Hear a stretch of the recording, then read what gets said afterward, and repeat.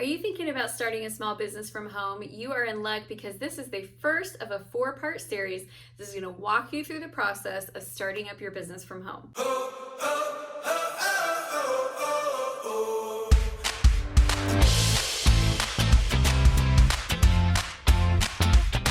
Hi, I'm Amy Walker. I'm a client acquisition specialist, and my job is to help you find the simplest ways to be able to consistently find your dream clients. And today we are talking about how to start a business from home. I think a lot of people right now are really wanting that. We're recognizing that we may be spending a lot of time at home in the next year, and we're trying to find ways to bring in extra income. Maybe your hours have been cut, maybe you've been laid off, furloughed, maybe you just have always wanted to start a home-based business and now feels like a good time. Whatever your reason, I'm excited that you're here. So let me tell you what we're going to cover in the 4 videos, and then we'll jump into today's topic. Video number 1, we're going to talk about what type of business will work best for you and helping you meet your goals. Number 2, we're going to talk about your financial plan and making sure that you're starting off with a game plan to be profitable and make money. Kind of matters in business. Third, we're going to talk about how to establish your brand and start putting your product or your service out there for the public. And then fourth, we're going to talk about writing your first sales and marketing plan so that again, we can get you making money as quickly as possible. So I invite you to watch not just this video all the way to the end, but feel free to go through the rest as well. Let's jump into today's topic. How do you know what type of business you should start?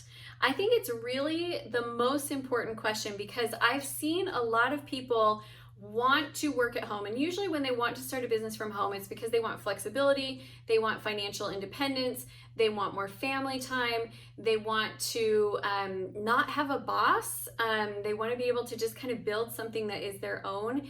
And a lot of people, it's very lifestyle driven, and so they know they want those things, but they don't really think through that the type of business that they choose is going to make a big effect on all of those things. So let's go through 5 different types of businesses that you could start from home, and I'll tell you a little bit about them. You can pick which one works the best for you. The first type is a service business. So the service business is you are somebody who is a service provider, and instead of providing that somewhere else, you're going to provide it based out of your home. So it could be, and this is a really broad topic, you guys, a really broad topic.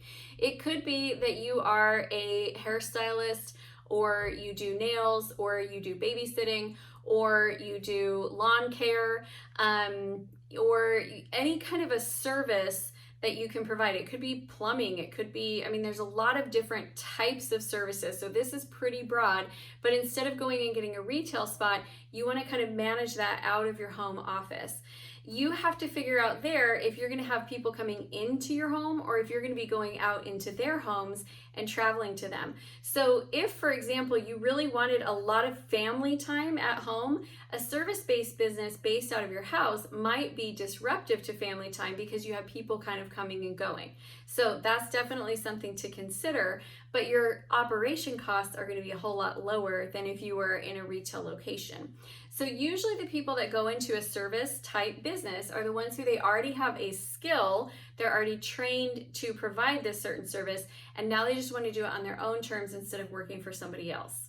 The second type of business is going to be creative sales. So this is somebody who likes to produce something, whether you're an artist or you're a musician, or you sew, or you create things and sell them on Etsy. But this is somebody who you're a little bit artistic and creative, and you like to make these things, and then you want to be able to sell them and make money. You probably already have people asking you, like, hey, could you make one of those for me? That cool beanie that you crocheted for your son that has a beard on it, could you make one of those for me? I love it. And one of the biggest challenges with these types of businesses is that they're not super scalable when you are the one who's going to continue to produce the work. There's only so many that you can crochet or knit, or so many custom fans that you can make. And there's only so much that the market will support. Now, fine art is different because fine art sells for a lot more. But if you've got a product that you love to make and you're looking at it going, okay, well, this is only like gonna sell for 25, 30 bucks, you have to figure out how many can I make for those, what's my profit margin on them, and see if it really makes sense. Sometimes for service or for these creative types, your business has to morph for it to really be scalable. Meaning that I'll give you an example. I had a call with a woman once who loved making custom fans for like sororities and wedding parties and alumni group. And so she made these custom fans and she loved sitting at her table and producing them. And as we started looking at, the time it takes to produce, the materials, what people would actually pay for them, she was not going to make enough money to be able to scale this business. And so then we had to look at, well, could she outsource really great, cute fans that are made and produced by somebody else, or could she design them and then could she outsource the production? So that's something you really want to take into account is, do you just love making them or do you love the business behind it?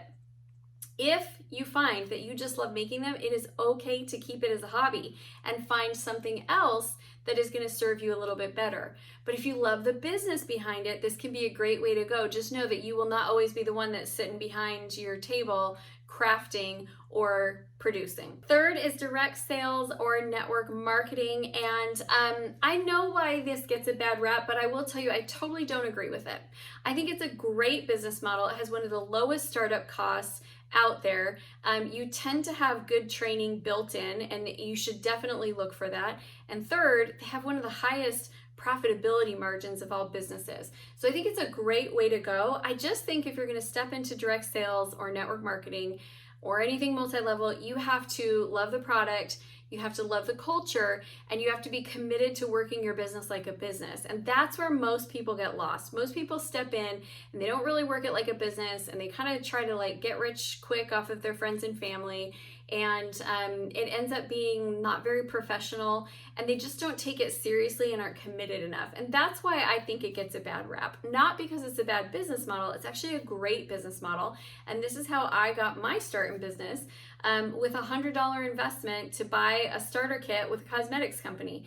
And I got great education and training, and it really was a launching point for me. Obviously, I didn't stay in that business model because I am in another model, which I'll tell you about in just a second, but it was a really good starting place, and I'm absolutely grateful that it was my first foray into working from home and entrepreneurship. Number 4 is freelancing and consulting. So this is where you have a skill, a service that you can provide for other people that is, like me writing people, building and constructing people's sales plans, or maybe you are a branding expert and you can go into companies and help brand them.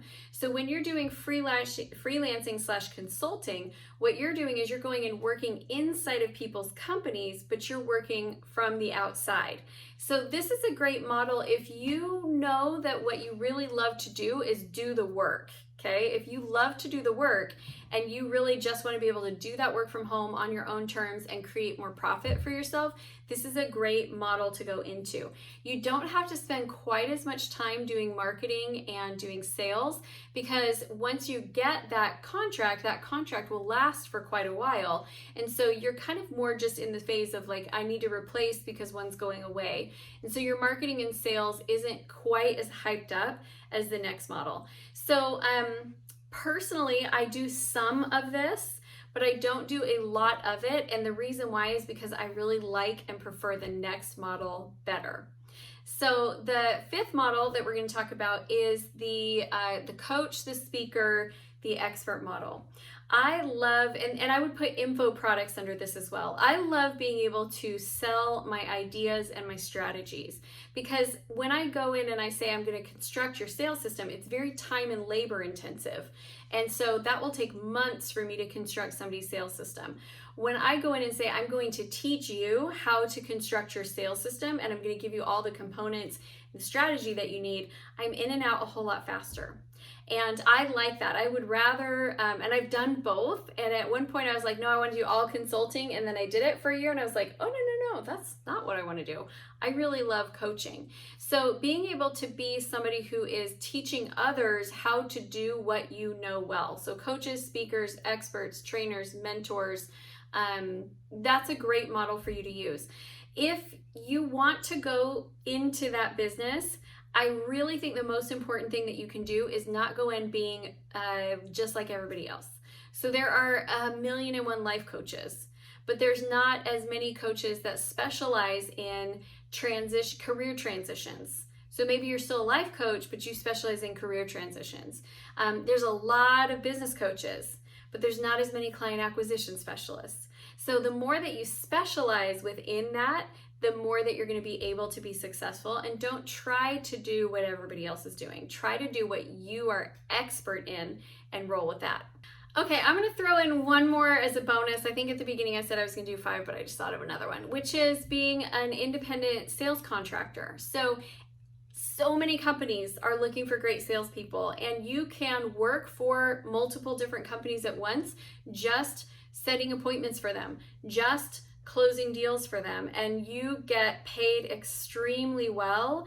And it's a great opportunity for you to be able to, if you like to sell, just do the sales part, then you don't have to worry about all of the fulfillment. It's a really great niche to be in. So let me ask you this. Which one sounds the most appealing to you? Go ahead and write it in the comments. I'd love to hear from you what you're thinking about.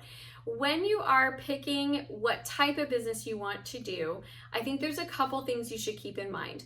One is it going to be profitable? One is, are you going to enjoy the work of it? Because understand that a lot of the work that you do as a coach is marketing and selling your coaching services. A lot of the work that you do as a speaker, marketing and selling your speaking.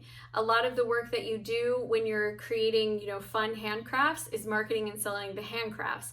So if you only like speaking, you only like coaching, you only like creating, it doesn't mean that you'll like the business. Does that make sense? So make sure that you like the business of it too.